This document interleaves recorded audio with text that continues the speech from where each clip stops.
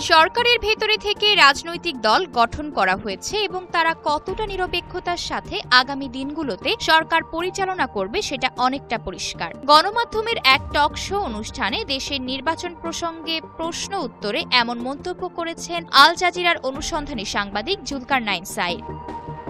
তিনি বলেন, দেশের রাজনৈতিক দলগুলোর মাঝে কোনো সমন্বয় নেই। এটা যে নিজের দেশ, ক্ষমতা পেলে দেশের মানুষের পাশে আপনাকেই দাঁড়াতে হবে, দেশের অর্থনীতির উন্নয়নও আপনাকে করতে হবে, এসব নিয়ে কেউই ভাবে না। নিজের দেশ ভেবে উন্নয়ন চাইলে হয়তো সব রাজনৈতিক দলগুলো সমন্বয়ের মাধ্যমে একটা লক্ষ্য স্থির করে এগোতে পারত, কিন্তু তারা কাদা ছোড়াছুড়িতেই ব্যস্ত।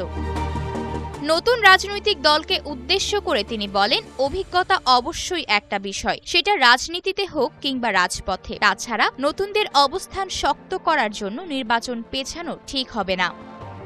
জুলাই প্রোক্লেমেশন বলে কিছু নেই। দেশের সকল শ্রেণীপেশার মানুষ মিলে জুলাই গণ অভ্যুত্থান ঘটিয়েছে, তাই কোনো একক গোষ্ঠী এটিকে দাবি করলে তা ভুল হবে বলেও মন্তব্য করেন তিনি। একটা গোষ্ঠী আছে যারা সেনাপ্রধানকে সরাতে চায়। মার্চ অবধি নির্বাচন না হলে ডক্টর ইউনূস নিজে থেকেই সরে আসবেন, এমনটাও মন্তব্য করেন জুলকারনাইন সাঈদ। আয়শা অর্থী, নিউজ ডেস্ক, গ্লোবাল টেলিভিশন।